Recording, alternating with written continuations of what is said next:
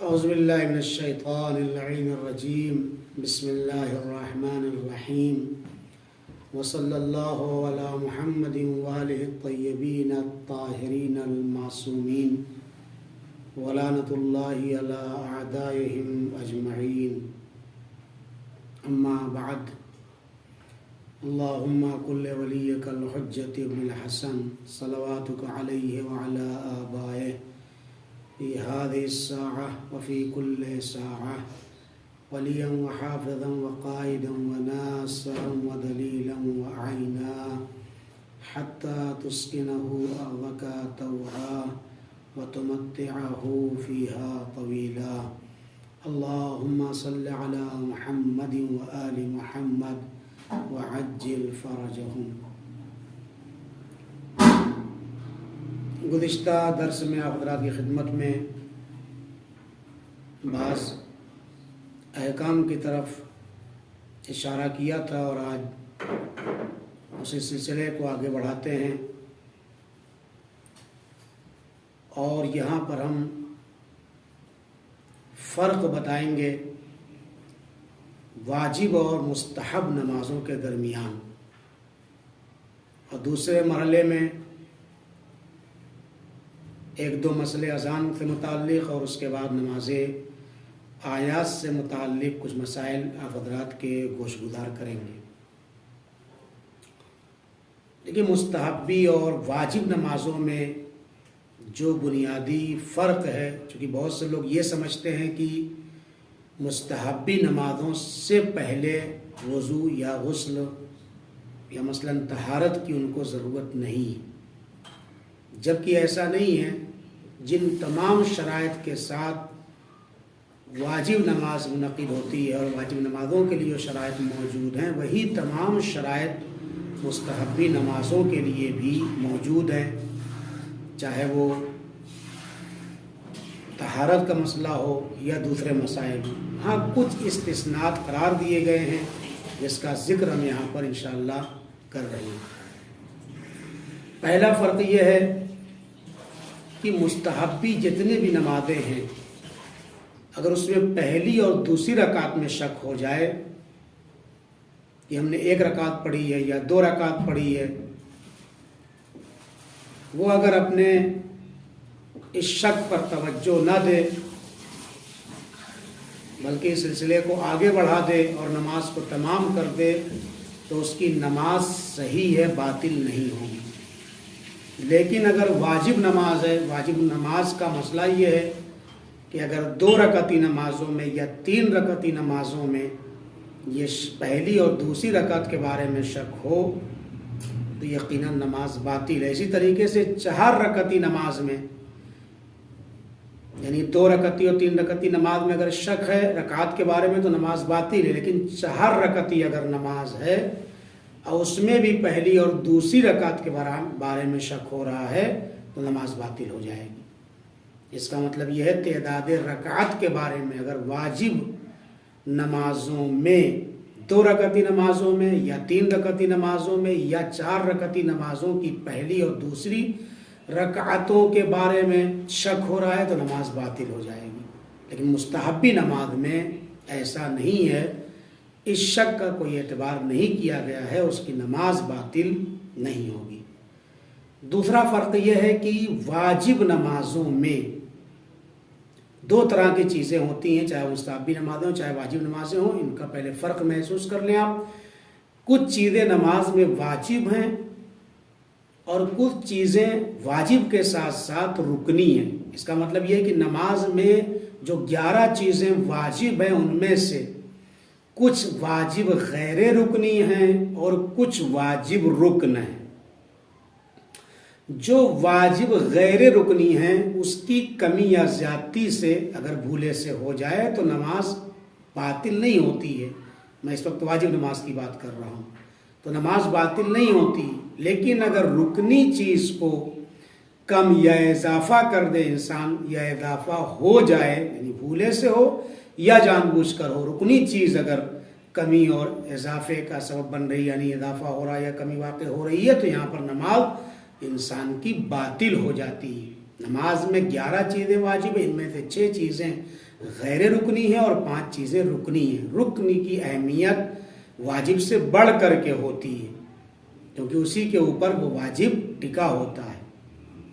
لہذا کہتے ہیں کہ اگر کوئی رکنی چیز واجب نمازوں میں زیادہ ہو جائے تو نماز باطل ہو جاتی ہے، لیکن مستحبی نماز میں اگر کوئی رکنی چیز زیادہ ہوتی ہے تو نماز باطل نہیں ہوتی ہے مستحبی نماز۔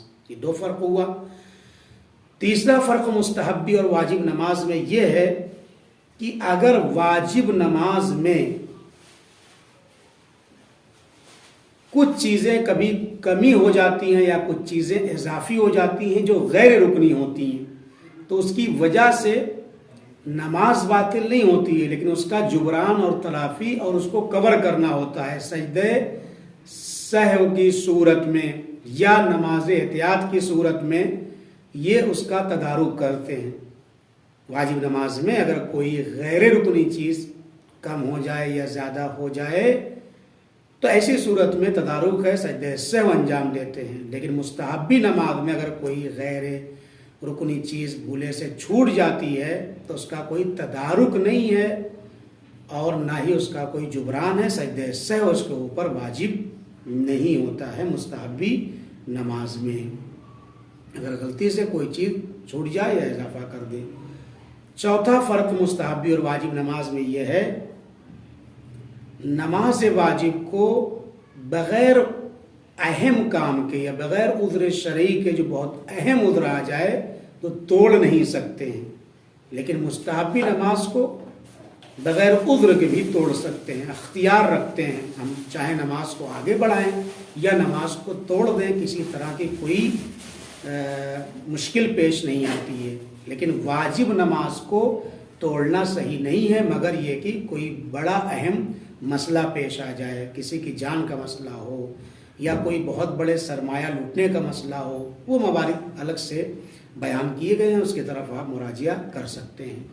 یہ 4 فرق ہوا۔ 5واں فرق جو ہے وہ واجب نماز میں اور مستحبی نماز میں یہ ہے کہ جتنی بھی واجب نمازیں ہیں وہ جماعت سے ہو سکتی ہیں، لیکن مستحبی نمازیں جماعت سے نہیں ہو سکتی ہیں، سوائے ایک نماز کے، جو نماز استسقاء، طلب باران، جو باران کے لیے یعنی بارش کے لیے نماز پڑھی جاتی ہے۔ اگر قید پڑ رہا ہے اور بارش نہیں ہو رہی ہے، خشک سالی ہے، تو ایسی جگہ پہ نماز پڑھی جاتی ہے۔ نماز پڑھنا واجب نہیں ہے، اگر واجب ہوتا تو جو لوگ نہیں پڑھتے تو ان کے اوپر ایک واجب فریضہ چھوٹ جاتا، لہذا یہ واجب تو نہیں ہے لیکن بہرحال مستحب ہے، لیکن اس کے باوجود کی مستحب ہے، جماعت سے یہ نماز واقع ہو سکتی ہے، اس میں کوئی پریشانی کی بات نہیں ہے۔ ہاں، نماز عیدین، عید فطر ہے یا عید الاضحیٰ ہے، جو ہم اس وقت جماعت سے پڑھ سکتے ہیں، اگرچہ مستحب ہے وہ، لیکن یہ جو جماعت سے پڑھی جا رہی ہے یہ در حقیقت اصالتاً اور اصل میں یہ نماز واجب ہیں،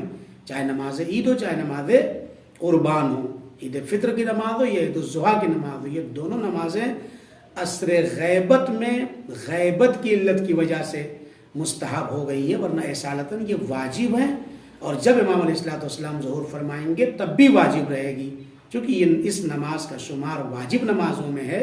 صرف ایک معنی آ گیا ہے، حضور امام نہیں ہے، امام غائب ہیں، غیبت امام کا ہے دور، اس لیے نماز مستحب ہو گئی ہے، لہذا اصالے کی بنیاد پر آج کے دور میں بھی یہ نماز جماعت سے ہو سکتی ہے۔ تو یہ 2 نمازیں مستحب ہونے کے باوجود دور غیبت میں عیدین مستحب ہے اور خود نماز استسقاء بھی مستحب ہے، اس کے باوجود بھی جماعت سے ہو سکتی ہے۔ بقیہ کوئی بھی مستحب بھی نماز ہم جماعت سے ادا نہیں کر سکتے ہیں۔ جتنی بھی مستحب نماز ہیں، سال کے اعمال میں ہیں، جمعہ کے اعمال میں، شب جمعہ کے اعمال میں، نیمہ شعبان میں، عید فطر میں، شب عید قربان میں، شب عید غدیر میں، روزہ عید غدیر میں، موائلہ میں، جتنی نماز پورے سال میں ہے، بالخصوص جو مفاحۃ الجنان میں بیان کی گئی مستحبی نمازیں یا توضیح المسائل میں، وہ ساری مستحبی نمازوں کو ہم فرادہ ہی پڑھیں گے، جماعت سے نہیں پڑھ سکتے۔ ہاں، بعض نمازیں ایسی ہیں کہ جن کو ہمیں آتا نہیں ہے پڑھنا، تو کوئی آدمی پڑھا دے، وہاں پہ جماعت کی نیت نہیں کریں گے، بے شکل فرادہ ہی اس نماز کو، ان مستحبی نمازوں کو ہم ادا کریں گے۔ یہ 5 فرق ہو گیا۔ 6واں فرق جو مستحب اور واجب نمازوں کے درمیان ہے وہ یہ ہے کہ نماز واجب کو حرکت کے عالم میں نہیں پڑھ سکتے ہیں. خود حرکت میں ہو، آدمی چل رہا ہو، پھر رہا ہو، ایسے موقع پہ واجب نمازوں کو نہیں ادا کر سکتا. لیکن ہاں مستحبی نمازوں کو حرکت کے عالم میں بھی پڑھ سکتا ہے، اس میں کوئی قباحت نہیں ہے، چھوٹ ہے. ساتواں فرق یہ ہے کہ مستحبی نماز کو اختیار ہے، چاہے وہ بلند آواز سے پڑھے یا آہستہ پڑھے. یعنی جہر اور اخفات کا مسئلہ جو مردوں سے مخصوص ہے، یہ جہر و اخفات کا مسئلہ مستحبی نمازوں سے متعلق نہیں، یہ واجب نمازوں سے، نماز یومیہ سے متعلق ہے. اور جو یہ کہا جاتا ہے، بہت مشہور ہے کہ صبح کی اور مغرب عشاء کی نماز جہر یعنی بلند آواز سے پڑھنا ہے اور ظہر عصر کی آہستہ پڑھنا ہے، یہ بات جو کہی جاتی ہے تھوڑا سا دقت کی ضرورت ہے اس میں. خود نماز جہر اور اخفات نہیں ہوتی. نماز میں جو چیز جہر اور اخفات سے مربوط ہے وہ صرف قرأت ہے. یہ قرأت والی نہیں ہے جسے ہم تلاوت قرآن کہتے ہیں کہ وہ قرأت کر رہا ہو، وہ تلاوت کر رہا ہو. نہیں، یہاں قرأت ایک مخصوص اصطلاح ہے فقہ میں. قرأت کا لفظ جب فقہ کی دنیا میں استعمال ہوتا ہے تو اس سے مراد یہ ہوتا ہے کہ الحمد اور اس کے بعد والا پڑھے جانے والا سورہ. اور یہ سورہ عزائم کو چھوڑ کر جن آیتوں میں، یعنی جن سوروں میں کچھ آیات ایسی ہیں کہ جن کے پڑھنے سے سجدہ واجب ہو جاتا ہے، ان سوروں کو چھوڑ کے الحمد کے بعد جو دوسرا سورہ پڑھا جاتا ہے، چاہے قل اللہ احد انا اعطیناہ یا دوسرے سورے ہیں، ان دونوں سورے کے مجموعے کو قرأت کہتے ہیں. قرأت الحمد کو نہیں کہتے. اگر وہ قرأت کرتا ہے، آدمی قاری ہوتا ہے، الحمد کا بھی سورہ پڑھتا ہے، لیکن اسے قرأت نہیں کہیں گے. یہاں پہ جو مراد قرأت سے ہے، وہ قرأت سے مراد الحمد اور اس کے بعد پڑھا جانے والا دوسرا سورہ ہے. لہذا ایک فرق یہی ہے کہ جہر اور اخفات کا تعلق قرأت سے ہے. قرأت سے کیا مطلب؟ یعنی نماز صبح کے رکوع کو آپ آہستہ پڑھ سکتے ہیں، سجود کو آہستہ پڑھ سکتے ہیں، تشہد و سلام کو نماز صبح میں آہستہ پڑھ سکتے ہیں. جن چیزوں کو بلند آواز سے پڑھنا ہے وہ قرأت ہے. لہذا اگر آپ سے یہ کہا جائے کہ نماز صبح بلند آواز سے پڑھی جاتی ہے، اس کا مطلب یہ ہے کہ سوروں کو بلند آواز سے پڑھنا ہے. بقیہ چیزوں کے بارے میں آپ کو اختیار ہے. اور کس چیز سے متعلق ہے جہر اور اخفات؟ یہ تسبیحات اربع سے متعلق ہے. تسبیحات اربع کا قانون یہ ہے کہ جتنی بھی نمازوں میں آپ کو تسبیحات اربع پڑھنا ہے، اس کو بالاخفاتی پڑھنا ہے، یعنی آہستہ آواز میں پڑھنا ہے. لیکن ہاں قرأت صبح کی نماز میں، مغرب اور عشاء کی نماز میں بلند آواز سے پڑھیں گے، اور ظہر عصر کی نماز میں آہستہ سے پڑھیں گے. یہ دو مسئلہ اس سے متعلق ہو گیا. تیسرا مسئلہ، جہاں پر قرأت کرنا ہے، مثلا صبح کی نماز میں آپ جماعت میں اگر ہیں تب بھی وہاں پہ آپ کو قرأت نہیں کرنا ہے. نماز جماعت میں، ابھی اس کے احکام نہیں، صرف ایک حکم بیان کر رہا ہوں اس سے متعلق جو ہے، نماز جماعت میں جس چیز کا انسان کو کنسیشن ملتا ہے، چاہے وہ مرد ہوں یا خواتین، وہ کنسیشن صرف سوروں کا، یعنی قرأت کا. یوں کہوں میں، صرف کنسیشن نماز جماعت میں قرأت کا ہے. اس کے علاوہ کسی بھی چیز کا کنسیشن نماز میں نہیں ہے. ساری چیزیں آپ کو خود ادا کرنا ہے، خود پڑھنا ہے. ہاں اگر کوئی انسان مثال کے طور پر سورہ پڑھنا کب پڑھ سکتا ہے؟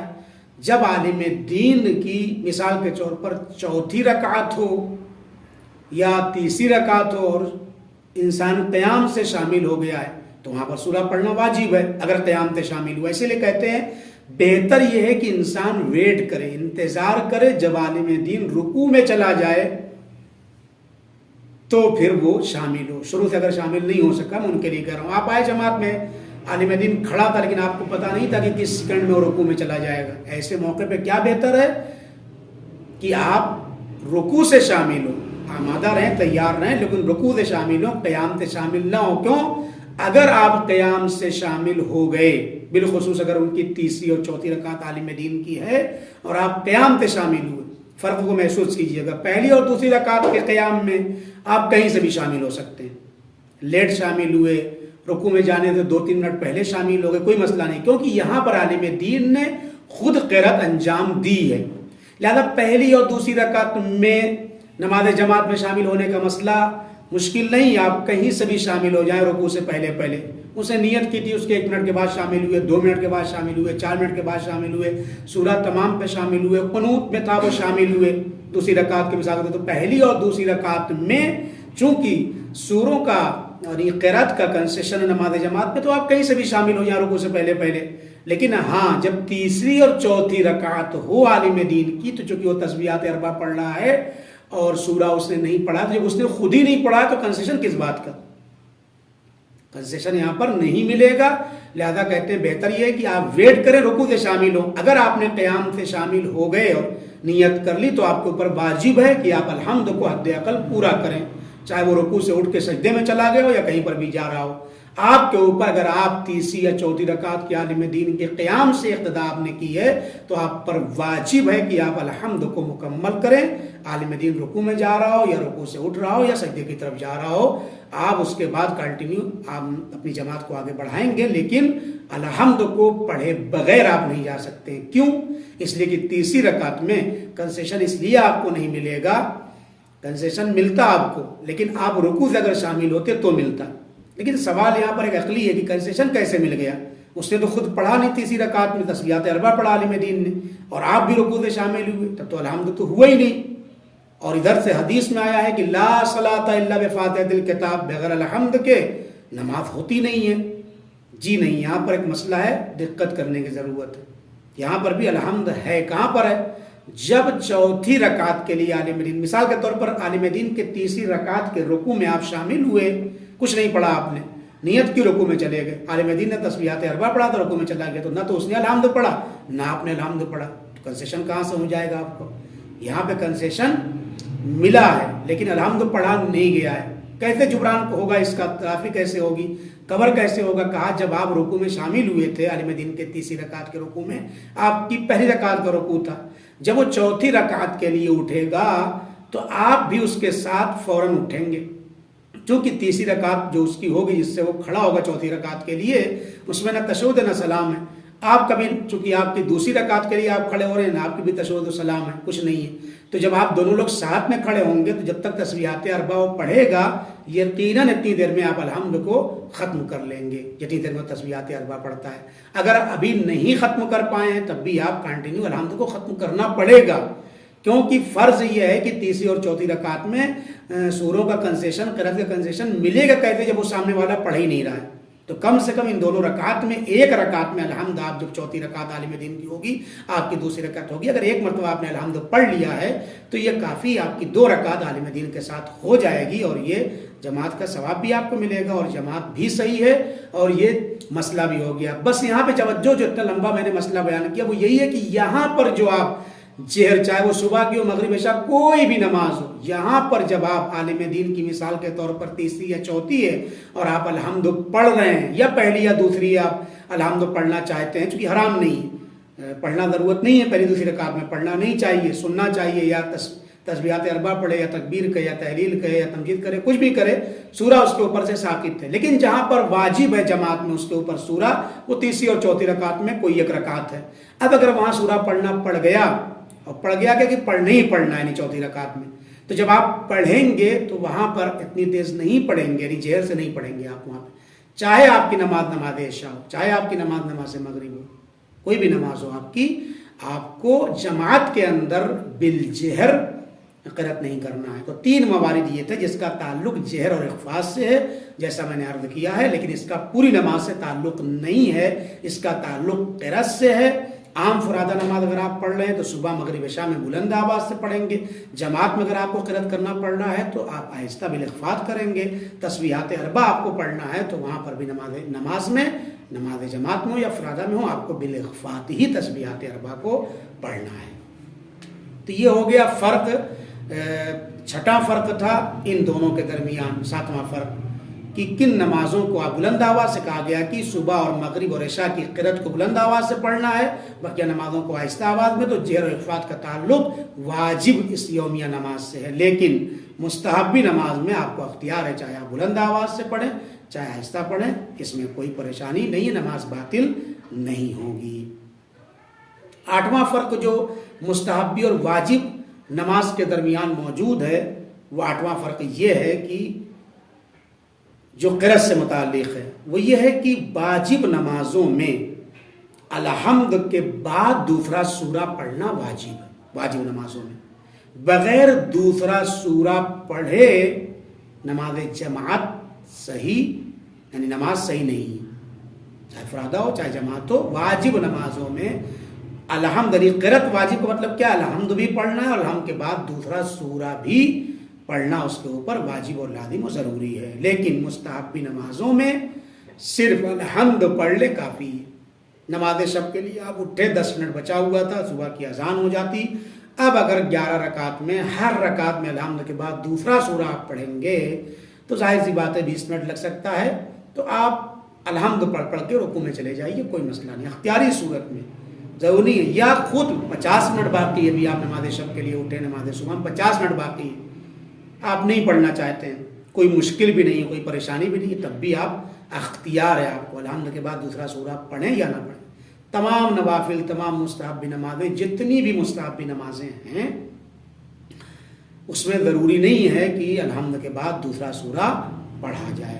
اگر جو خود واجب نمازوں میں بہت ساری چیزیں مستحب ہیں، یہ بھی ہم لوگ نہیں جانتے ہیں. بہت سے موقع ہم سوچتے ہیں تو 3 منٹ میں نماز صبح پڑھتے ہیں اور 2 ہی منٹ بچا ہے نماز قضا ہونے میں، تو چلو چھوڑو، اب 3 منٹ لگتی نماز پڑھنے میں تو اب نہیں پڑھتے ہیں، جبکہ آپ 1 منٹ میں ہی پڑھ سکتے ہیں. واجب نمازوں میں کیا کیا چیزیں واجب ہیں، کیا کیا مستحب ہیں، اس کی طرف بھی ہماری توجہ کم ہے. یہ ایک الگ مسئلہ ہے، انشاءاللہ کسی اور موقع پر عرض کیا جائے گا. 11 چیزوں کے علاوہ جتنی چیزیں آپ نماز میں پڑھتے ہیں، چاہے وہ تسبیحات اربع کو 3 بار پڑھتے ہوں، چاہے وہ سمع اللہ لمن حمدہ کہتے ہوں، یا بحول اللہ کہتے ہوں، یا استغفر اللہ ربی واتوب الیہ کہتے ہیں، یا دوسری چیزیں ہیں، یا قنوت ہے، یا تشہد کے بعد جو سلام آپ پڑھتے ہیں، سلام کے کتنے ٹینس واجب ہیں، یہ سب کو بہت کوتا کر سکتے ہیں. یعنی آدھی چیزیں آپ کی حذف ہو سکتی ہیں خود واجب نمازوں کے اندر.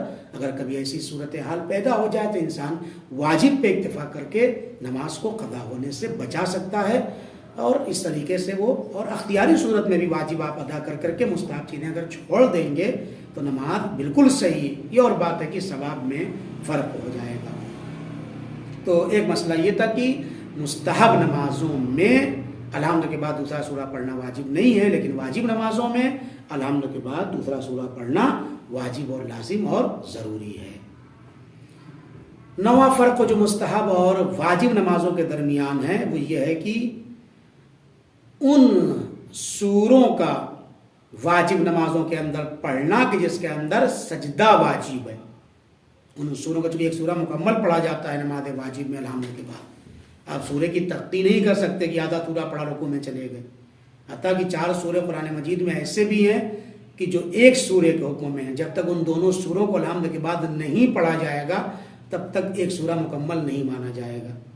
یعنی 3 سورے پڑھنا پڑیں گے وہاں پر. تو نماز واجب کی جو اہمیت تو اپنی جگہ پر ہے، اس کے اپنے الگ آداب و شرائط ہیں. انہی میں سے ایک ادب یہ ہے جو میں آپ کے سامنے عرض کر رہا ہوں کہ واجب نمازوں میں الحمد کے بعد انہی سوروں کو پڑھنا ہے کہ جس کے اندر سجدہ نہیں ہے یا سجدہ مستحب ہے، کہ دوران نماز ہم کو الگ سے پھر سجدہ نہ کرنا پڑے.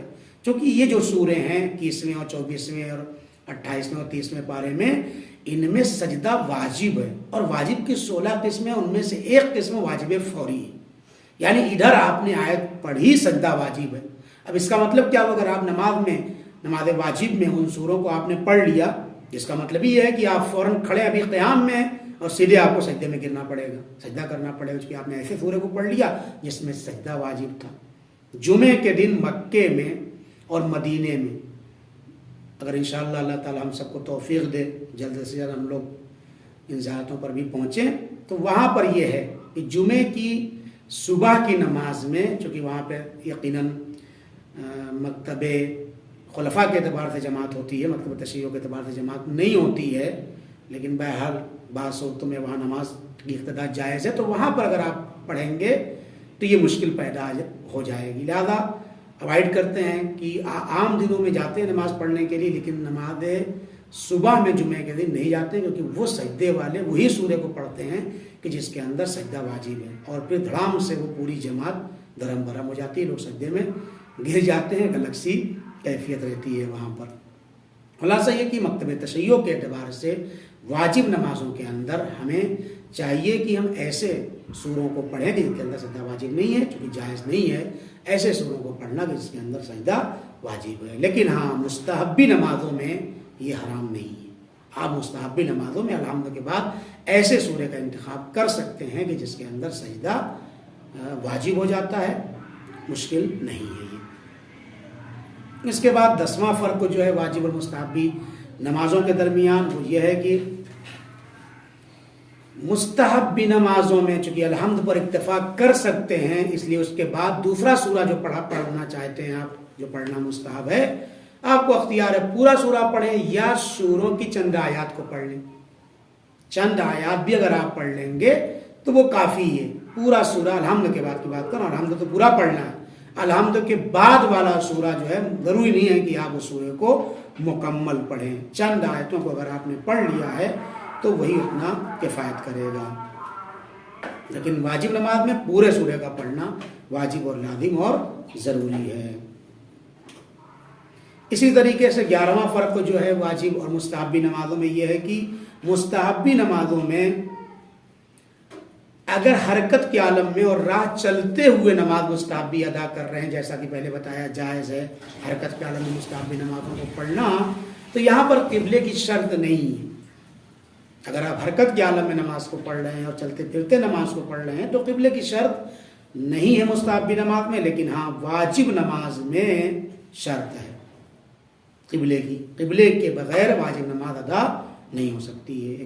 12واں اور آخری فرق جو ان دونوں نمازوں کے درمیان ہے، مستحبی اور واجب نمازوں کے درمیان، وہ یہ ہے کہ در نماز واجب یومیہ یعنی روزانہ کی واجب نمازوں میں اذان و اقامت مستحب ہے۔ یومیہ نماز کی بات کر رہا ہوں، جو روزانہ کی نمازیں ہیں، پنجگانہ نماز جسے کہتے ہیں، اس میں اذان اور اقام مستحب ہے۔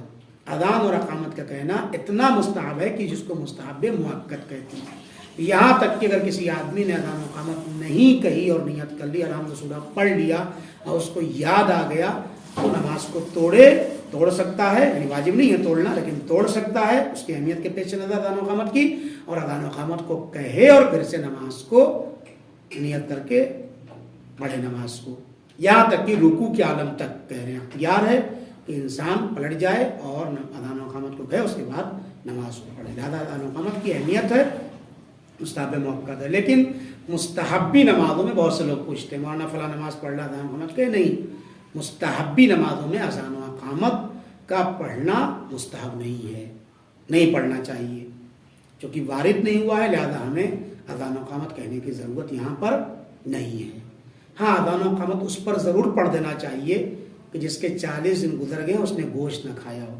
حالانکہ بہت کم ایسا ہوتا ہے، چونکہ مذہب نے 40 دن کی بات کی ہے کہ اگر 40 دن گزر جائیں اور نہ ہو پیسہ تو آدمی قرض لے کر کے گوشت کھا لے، لیکن آج معاملہ الٹا ہے، ابھی ہم لوگ 39 دن تو کھاتے ہیں، 1 دن چاہتے ہیں نہ کھائیں۔ مذہب کہتا ہے 40 دن کے اندر آپ اگر کسی کے اوپر 40 دن گزر گئے اور گوشت نہیں کھایا ہے تو اس کو اذان و اقامت کہنا اس کے لیے بھی بہتر ہے، اور یہ کرنا چاہیے۔ بہت سے لوگ عادی ہوتے ہیں، مذہب کے خلاف چلنا چاہتے ہیں، ان کی ذہنیت ایسی نہیں ہوتی ہے، لیکن یاد رکھیے گا نفس کی بات کو ماننے کا نام قطعاً شریعت نہیں ہے۔ اطاعت معصومین، اطاعت اہل بیت علیہ السلام کی اصل اطاعت جو ہے وہ عبادت ہے، لہذا ایسا کام ہم کریں۔ بہت سے لوگ مزاج ہوتا ہے بھائی میں تو مزاج میرا جو ہے وہ شاکاہاری ہے، میں تو کھاتے ہی نہیں ہوں گوشت، میں نے آج تک نہیں کھایا، اتنے زمانے سے نہیں کھایا۔ نہیں، ایسی صورت میں کم سے کم 40 دن کے اندر میں اسے احتیاط کرنا چاہیے اور کھا لینا چاہیے۔ اذان کی بات تھی تو ایک مسئلہ توجہ دلاتا ہوں۔ اذان کی 2 قسمیں، ایک اذان نماز ہے اور ایک اذان اعلام ہے، اذان اعلان ہے۔ خود اذان کے معنی بھی اعلان کے ہیں، لیکن ایک تقسیم بندی علماء نے کی ہے فقہا نے کہ اذان اعلام کے احکام الگ ہیں اور اذان نماز کے احکام الگ ہیں، 2 فرق ہے دونوں میں۔ اذان اعلام کا حکم یہ ہے کہ یہ اذان صرف وقت پر کہی جائے گی، بغیر وقت کے یہ اذان نہیں کہی جا سکتی ہے۔ اس اذان کو اذان اعلام کہتے ہیں۔ بغیر کسی وقت کے اذان اعلام کرنا، یعنی اعلان کرنا اور اذان کہنا، یہ صحیح نہیں ہے۔ لیکن اذان نماز، جس وقت آدمی نماز پڑھ رہا ہے اس وقت اذان کہہ سکتا ہے، یہاں تک کہ سورج غروب میں 20 منٹ بچے ہیں، نماز اس کی قضا ہونے کو 20 منٹ میں باقی ہے، تب بھی وہ اذان و اقامت اپنی کہے گا، اس کے بعد نماز ظہر اور عصر کو ادا کرے گا۔ تو نماز یعنی اذان نماز کا کوئی وقت نہیں ہے. جب آدمی نماز پڑھ رہا ہوگا اپنے وقت کے شرائط کے ساتھ وہاں پر اذان کہے گا، لیکن اذان اعلام صرف وقت کے اندر ہی ہوگی، وقت کے باہر نہیں کہنا چاہیے. دوسرا مسئلہ یہ ہے کہ اذان اعلام جو ہے مخصوص ہے مردوں سے، لیکن اذان نماز جو ہے وہ مشترک ہے مردوں اور خواتین کے درمیان. ایسا نہیں ہے مرد لوگ نماز پڑھیں گے تب اذان کہیں گے، نہیں، جب بھی جہاں بھی جس وقت بھی خواتین بھی جب نماز ادا کریں گی تو انہیں بھی اپنی نمازوں سے پہلے جو واجب نماز یومیہ کی اذان و اقامت کہنا ان کے لیے بھی ویسے ہی مستحب ہے جیسے ایک مرد کے لیے مستحب ہے. اور جیسے میں نے عرض کیا زیر اخبار کا مسئلہ بھی عورتوں کے لیے اختیاری ہے بالخصوص اگر نامحرم موجود نہ ہو. لیکن اگر نامحرم موجود ہے جو اس کی آواز کو سنے گا تو ایسی صورت میں اس کے لیے تمام نمازیں بالاخفات ہی پڑھنا ہوگی. تو اذان اعلام اور اذان نماز میں یہ فرق تھا جو میں نے آپ کی خدمت میں عرض کیا. اب مختصر آپ کی خدمت میں نماز آیات سے متعلق کچھ مسائل میں عرض کرنا چاہوں گا. پہلے آپ حضرات ایک صلوات بھی پڑھ دیں اور صلوات پڑھنے کے بعد کوئی سوال ہو یہاں پر کسی کا اس سے متعلق تو میں جواب دینے کے لیے حاضر ہوں. اگر سوال نہیں ہوگا تو انشاءاللہ صلوات پڑھ کے ہم نماز آیات کے بعد مسائل کی طرف اشارہ کریں گے. اللہم صلی علی محمد وآل محمد وعجل فرجہم. کوئی سوال ہو تو آپ لوگ بتا دیں ورنہ پھر میں نئی بحث کا آغاز کروں.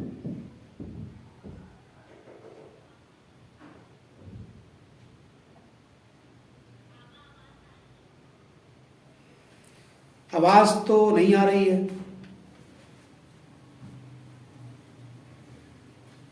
ایک منٹ بھی آئیے.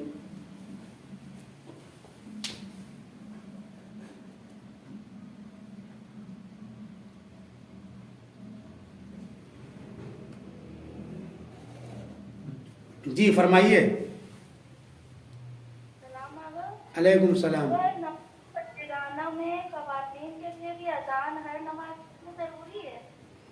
دیکھیے ضروری پیمانہ ہے، واجب تو کسی کے لیے نہیں ہے، نہ مردوں کے لیے نہ خواتین کے لیے. واجب نہیں ہے لیکن میں نے کہا کہ واجب کی طرح ہے، مستحب مؤکد ہے، بہت زیادہ تاکید کی گئی ہے، لہذا اس اعتبار سے اسے چاہیے کہ انسان اس کے اوپر عمل کرے. یعنی مرد عورت میں کوئی فرق نہیں ہے. میں نے بتایا آپ کے سامنے کہ نماز پنجگانہ سے پہلے، نماز پنجگانہ سے پہلے اذان و اقامت دونوں کے لیے ہے اور کوئی فرق نہیں ہے. جی کہنا چاہیے، بہت زیادہ ثواب ہے، مستحب مؤکد ہے. مسئلہ میں نے بتایا یہاں تک کہ اگر رکوع تک چلے گئے ہو تب بھی مستحب ہے. 2 منٹ کے لیے رک جاتے ہیں، یہاں پر اذان ہو رہی ہے. احترام اذان میں مسائل بھی اسی کے چل رہے ہیں. ایک مسئلہ یہ بھی ہے کہ جب صدا اذان بلند ہو تو اس کی طرف ہم متوجہ ہوں، اس کی آواز کو سنیں اور دہرائیں. جی السلام علیکم. کوئی مسئلہ پوچھ رہے تھے یا پوچھ رہی تھی آپ؟ پھر سے دوبارہ تکرار کریں تو میں واضح کر دوں. اگر نماز پڑھتے وقت ہمیں یہ پتہ چل جائے کہ ہماری نماز باطل ہو گئی ہے تو ہمیں نماز کو وہیں پر چھوڑ دینا ہے یا پھر پوری نماز ادا کرنی ہے؟ نہیں، وہیں توڑ دینا، وہیں چھوڑ دینا ہے، وہیں سے اٹھ جانا ہے. اچھا، تو نماز توڑ سکتے ہیں؟ نماز توڑ سکتے ہیں کیا؟ جب نماز آپ خود کہہ رہے ہیں کہ اگر ہماری نماز ٹوٹ گئی، باطل ہو ہی گئی ہو تو نماز تو خود ٹوٹ گئی. وہ تو آپ کے سوال ہی میں یہ بات موجود ہے. آپ نے کہا اگر کوئی ایسا عمل صادر ہو جائے جس سے نماز ٹوٹ جائے تو ٹوٹ گئی ہے. اب آپ کو کیا توڑنا؟ اب آپ کو جانا ہے خالی وہاں سے.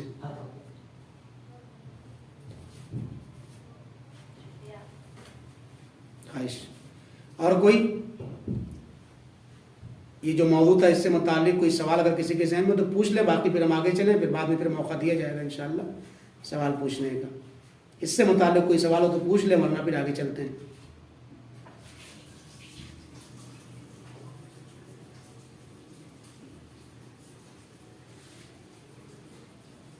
اگر اذان ہم نے نہیں کہی تو کیا ہماری نماز پھر مطلب اس کا ثواب ہے یا نہیں؟ نماز کا پورا ثواب ہے، نماز بھی صحیح ہے، پورا نماز میں کوئی ثواب میں کمی نہیں رہے گی. اذان کا جو ثواب ہے وہ چھوٹ جائے گا آپ سے. نماز میں کوئی فرق نہیں پڑے گا، نماز سے کوئی مسئلہ نہیں آئے گا. نہیں، جو ثواب نماز کا ہے وہ انشاءاللہ آپ کو ملے گا. ہاں اذان کا جو ثواب ہے اس سے آپ محروم رہ جائیں گے. بس اتنا سا فرق ہے.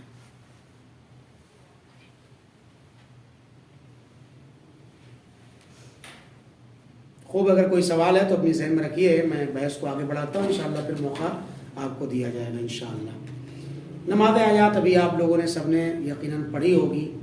اس میں کچھ اہم نکات ہیں. طریقہ سب کو پتہ ہے.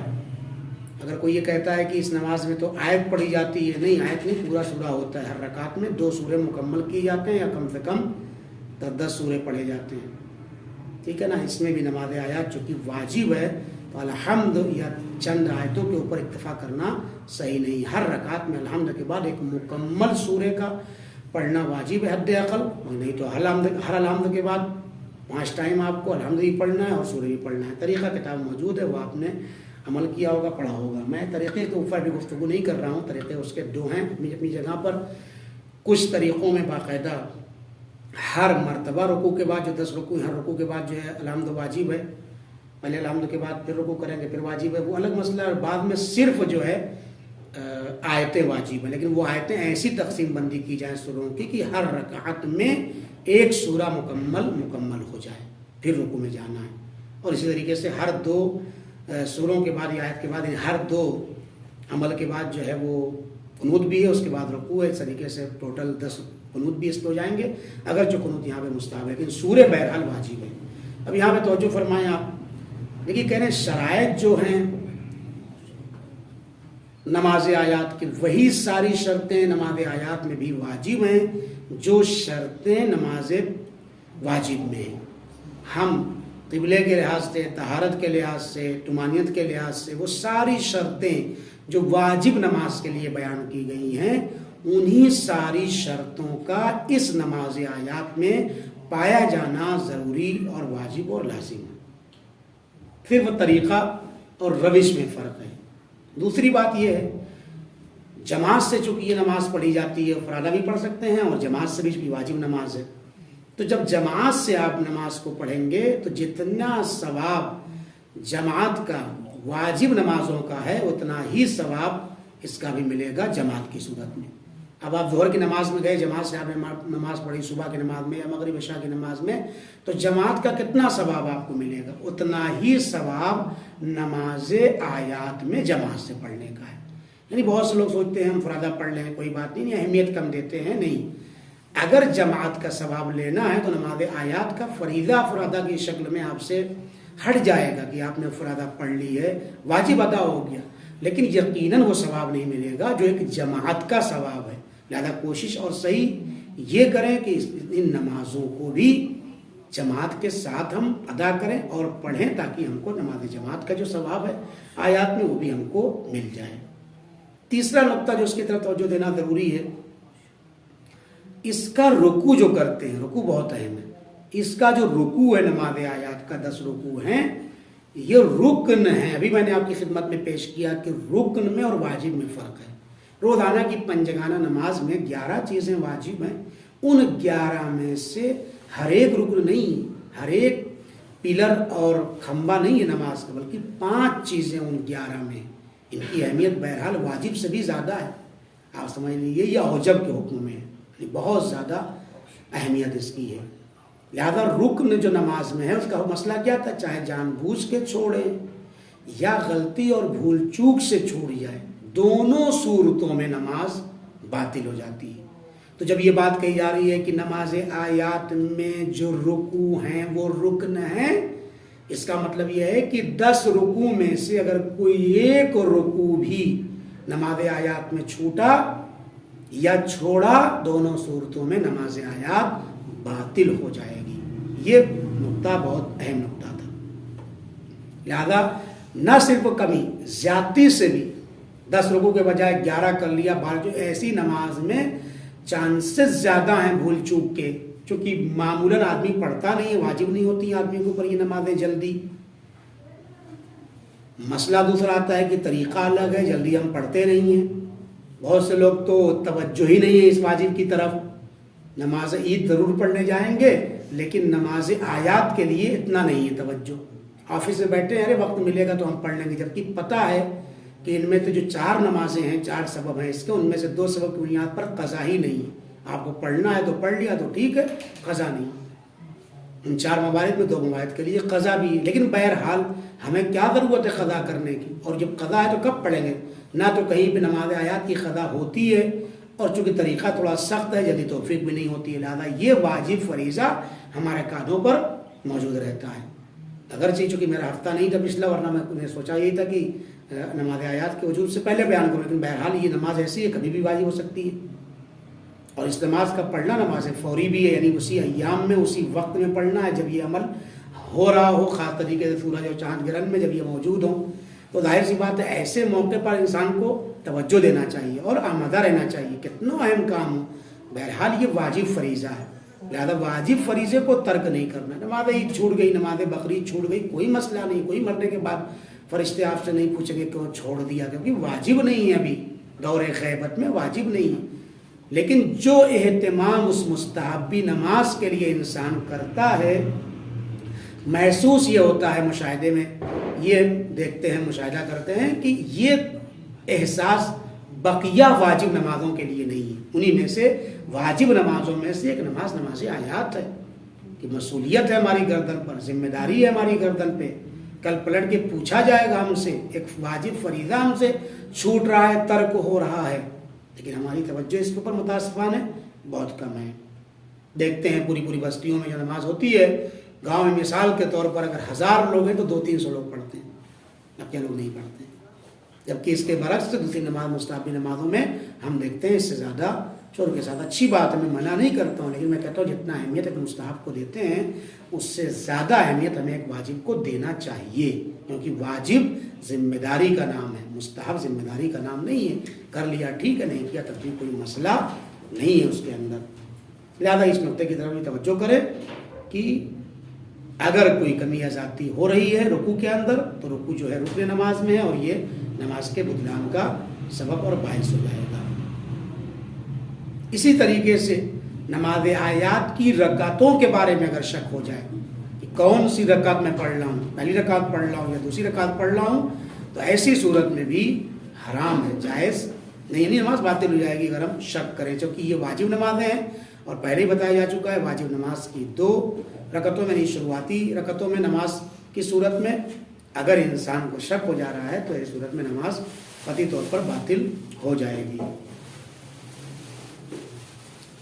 اسی طریقے سے کہتے ہیں کہ جب سورج گہن یا چاند گرہن لگا ہے تو اس کے لگنے سے لے کر کے ختم ہونے کے درمیان میں ہی اس نماز کو پڑھ لینا چاہیے، نہیں تو اس کے بعد انسان کے اوپر قضا کی نیت سے پڑھنا پڑے گی، اور بعض صورتوں میں قضا بھی نہیں ہے، بس رجا کی اور قربت کی نیت سے انسان کے اوپر پڑھنا پڑے گی۔ لہذا یہ فرق ہے، بہت اہم فرق ہے دوسری نمازوں میں اور نماز آیات کے اندر۔ ان سارے فرقوں کی طرف بھی متوجہ ہوں۔ اگر ابھی بھی کسی کے ذمہ ہے اور بالغ ہونے سے لے کر کے اب تک نماز آیات نہیں پڑھی، چونکہ ہر سال یہ نماز واجب ہو ہی جاتی ہے، اگرچہ اس کے درمیان اور بھی فرق ہیں، اس کا جو نماز کا تعلق ہے دوسری نمازوں میں کتنا فرق ہے، وہ انشاءاللہ کوشش کروں گا اگلے جلسے میں اسی بحث کو اور آگے بڑھاؤں، چونکہ ابھی تقریباً جو فرق بیان کرنے تھے مجھے 9 فرق اور ہیں کہ جس کو بیان کرنا تھا، لیکن وقت تمام ہو گیا ہے، میں یہیں پر اکتفا کرتا ہوں۔ انشاءاللہ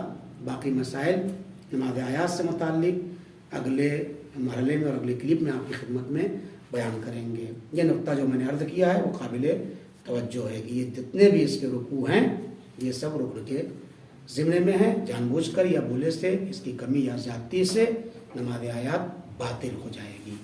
السلام علیکم ورحمۃ اللہ وبرکاتہ۔